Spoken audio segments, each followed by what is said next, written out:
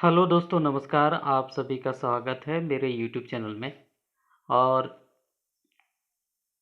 आज का जो विषय है वो है छत्तीसगढ़ छत्तीसगढ़ की नदी अफवाह तंत्र।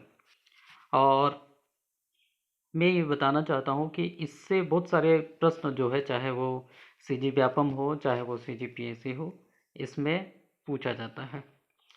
तो ये छत्तीसगढ़ सामान्य ज्ञान का ये मेरा तीसरा भाग है।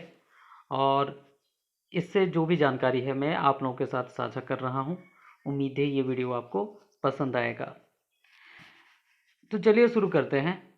नदियों को पढ़ने से पहले, है ना, किन किन बातों को आपको ध्यान में रखना चाहिए, कैसे प्रश्न पूछे जाते हैं, इसके बारे में थोड़ा समझ लेते हैं। जब भी आप नदी पढ़ेंगे तो आपको प्रमुख नदियों के उद्गम किस पर्वत से हुआ है, किन किन जिलों से होकर बहती है, इसकी सामान्य जानकारी आपको होना चाहिए।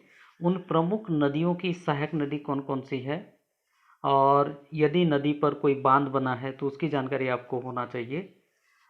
तो इसके अलावा किस प्रमुख नदियों की लंबाई कितनी है वो भी पता होना चाहिए। तो कई बार लंबाई भी पूछ देता है, उस पर बने बांध भी पूछ देता है। तो आज जो है मैं जो है केवल आपको नदियों के उद्गम कौन कौन से जिलों से होकर गुजर रही है, उसकी सहायक नदी कौन है, कौन कौन सी है, यही जानकारी साझा करूंगा।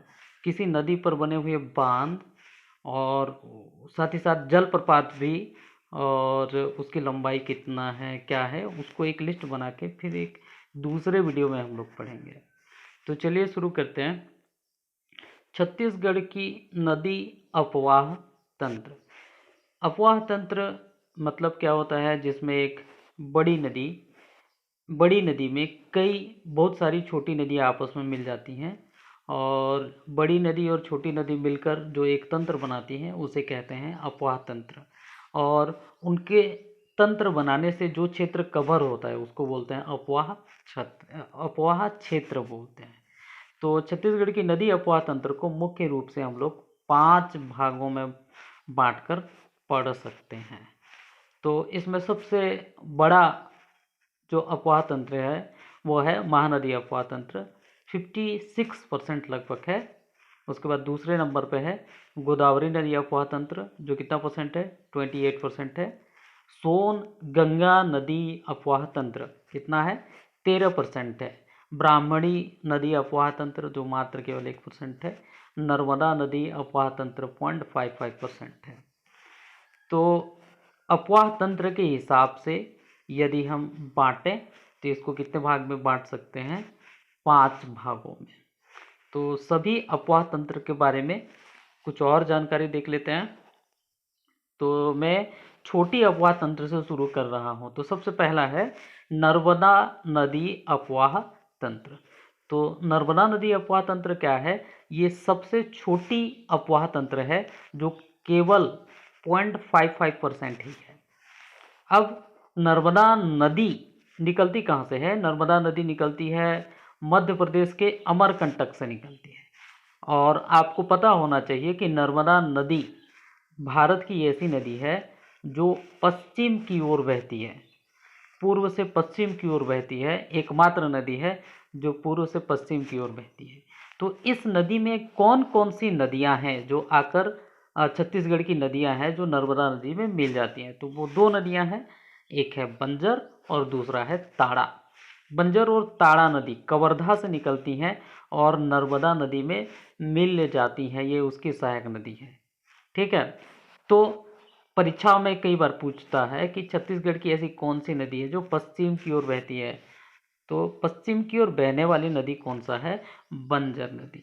परीक्षाओं में कई बार ये पूछ चुका है कि नर्मदा नदी अपवाह तंत्र में छत्तीसगढ़ की कौन कौन सी नदियाँ शामिल हैं। तो आपको पता होना चाहिए बंजर और ताड़ा कौन से जिले से निकलती हैं, कवर्धा जिले से निकलती हैं। साथ ही साथ याद कैसे करें, थोड़ा सा मैं यहाँ पर ये बता देता हूँ।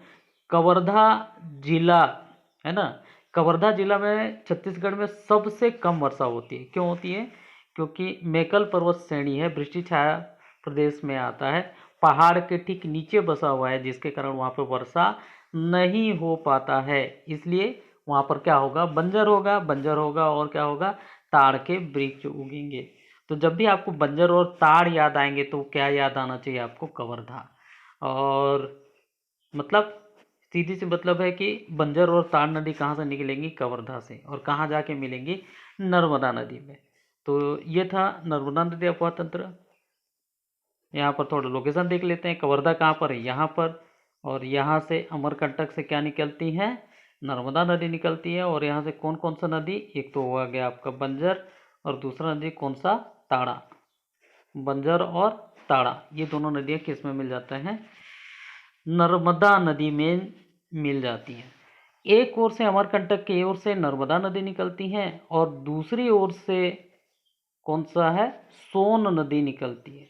कौन सा नदी, सोन नदी। इसके बारे में हम लोग अगला स्लाइड में या तीसरे स्लाइड में हम लोग देखेंगे।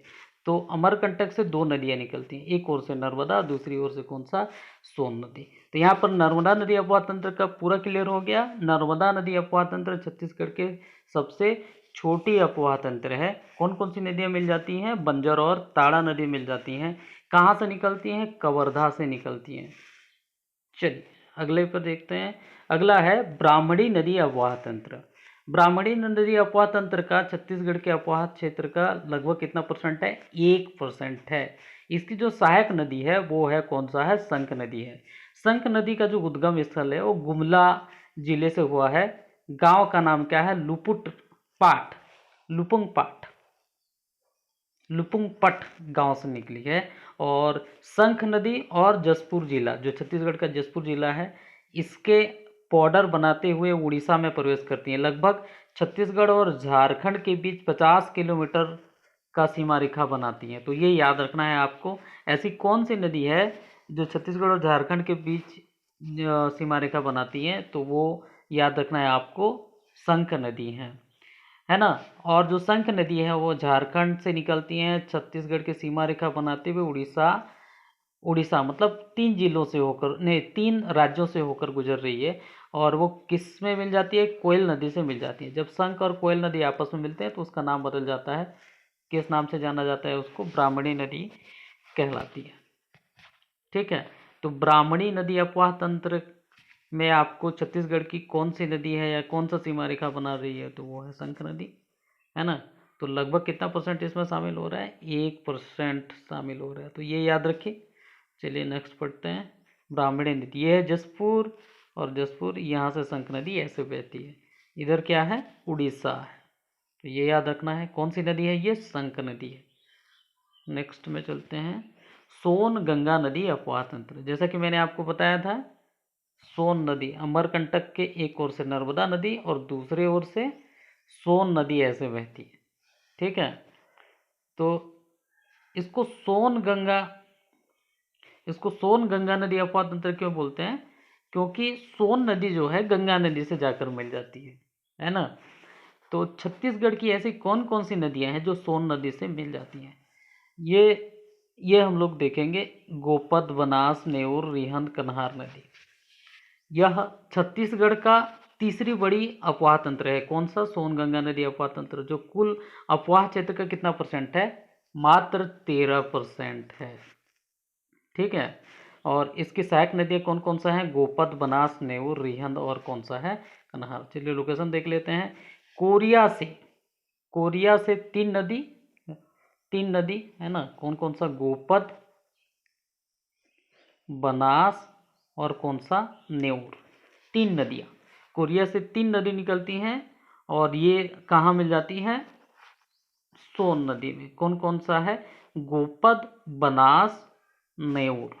नेउर के बारे में जो आपको ध्यान रखना है कि नेउर नदी जो है मध्य प्रदेश और छत्तीसगढ़ के बीच सीमा रेखा बनाती है, ये याद रखना है। कौन सी नदी, नेउर नदी। कितनी नदियाँ निकलती हैं कोरिया से, 3 नदी, गोपत, बनास और नेउर। और नेउर नदी मध्य प्रदेश और छत्तीसगढ़ के बीच क्या बनाती हैं, सीमा रेखा बनाती हैं।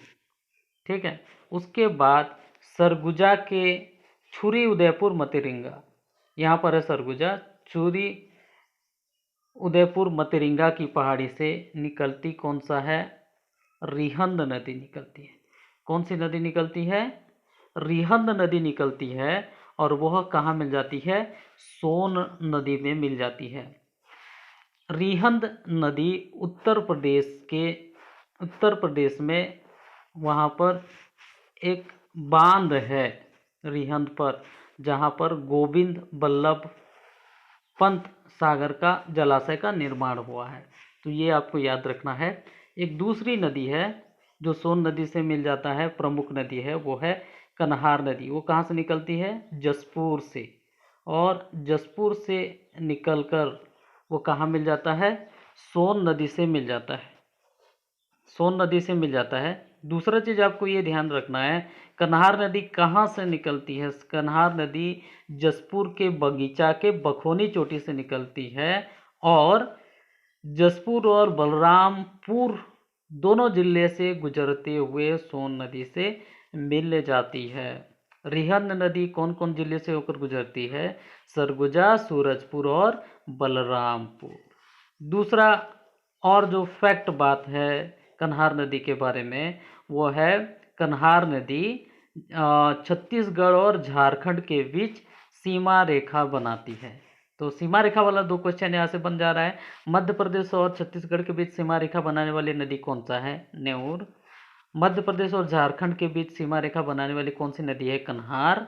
इधर और एक नदी भी है मध्य प्रदेश और झारखंड के बीच सीमा रेखा बनाती है, वो कौन सा है? शंख नदी। ये आपको याद रखना है। चलिए अगले चीज पर आते हैं, अगले अपवाह तंत्र पर आते हैं।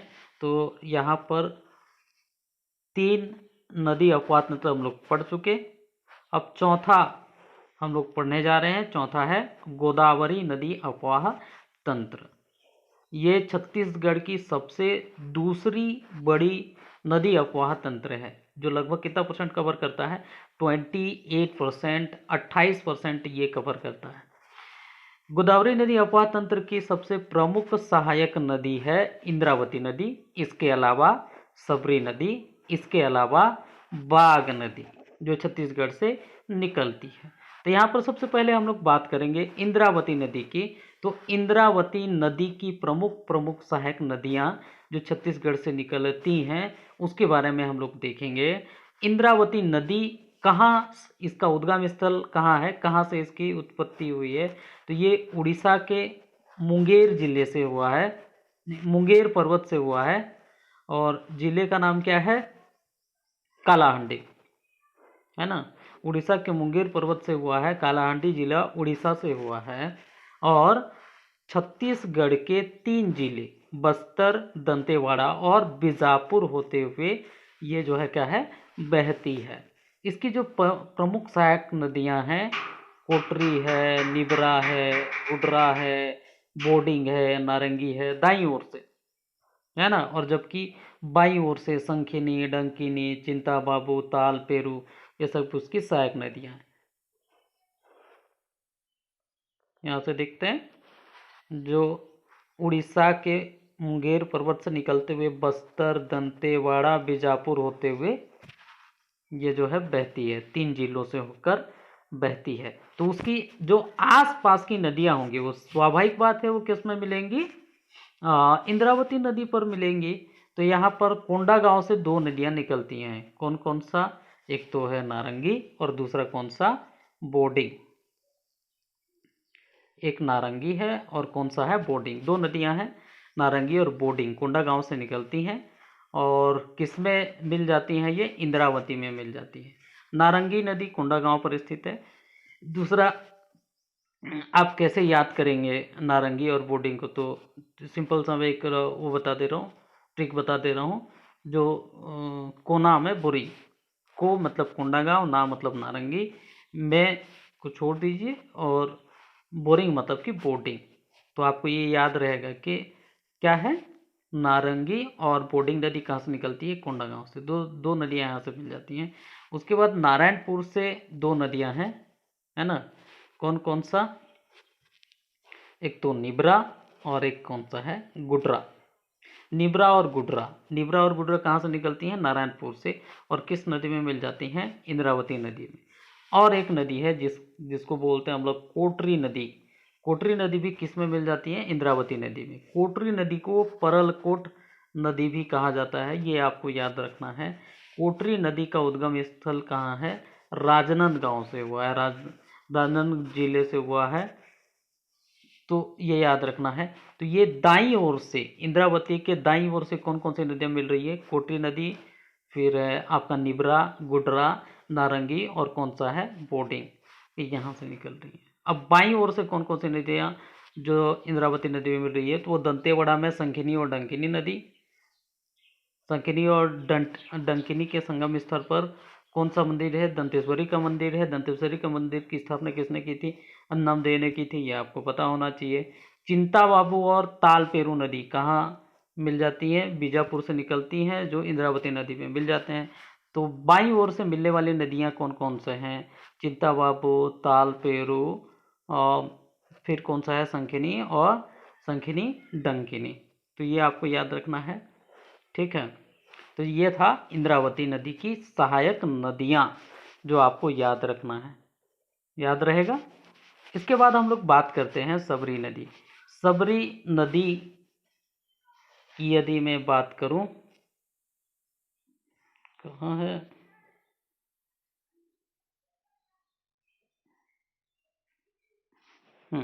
सबरी नदी की मैं बात करूं तो इसका भी उद्गम कहाँ से हुआ है? उड़ीसा, उड़ीसा के ईस्टर्न घाट, पूर्वी घाट के सिंकराम पर्वत से हुआ है, जो कालाहांडी जिला में है, सॉरी कोरापुट जिला में। यहाँ से याद रखना है, कौन से जिले में है? कोरापुट जिला में है, पूर्वी घाट के सिंकराम पर्वत से हुआ है। उड़ीसा में इसको कोलाब नदी भी कहा जाता है, और सबरी नदी का प्राचीन नाम कोलाब नदी भी है।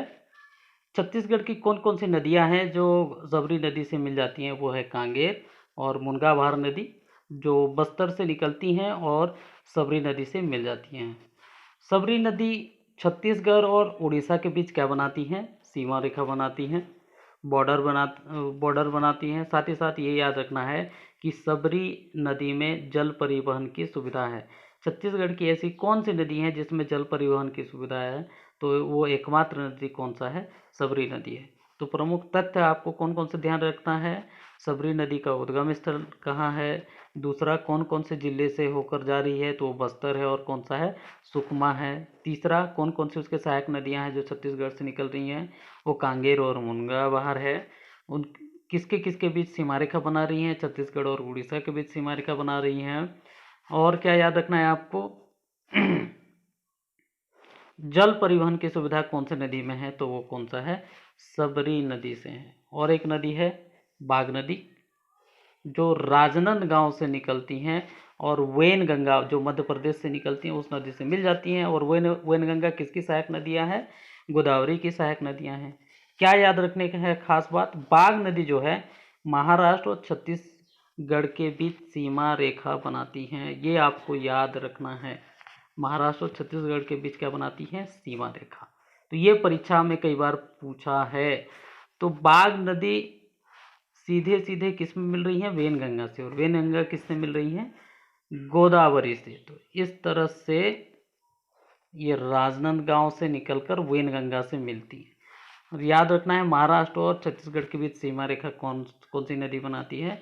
तो बाघ नदी। इस तरह से मैंने 4 अफवाह तंत्र कंप्लीट करा दिया है। इससे संबंधित जो तथ्य छूट गए हैं उसको हम लोग दोबारा पूरा अफवाह तंत्र कंप्लीट हो जाने के बाद देखेंगे। अगला जो अफवाह तंत्र है, महानदी अफवाह तंत्र, मैं इसको अगले वीडियो में बताऊंगा। ये काफ़ी इंपॉर्टेंट है महानदी अफवाह तंत्र। इससे संबंधित बहुत सारे क्वेश्चन बनते हैं, और एक बड़ा अफवाह तंत्र है, 56% लगभग है। तो इसको हम लोग पूरा एक वीडियो में कवर करेंगे। उम्मीद है ये वीडियो आपको अच्छा लगा होगा। धन्यवाद।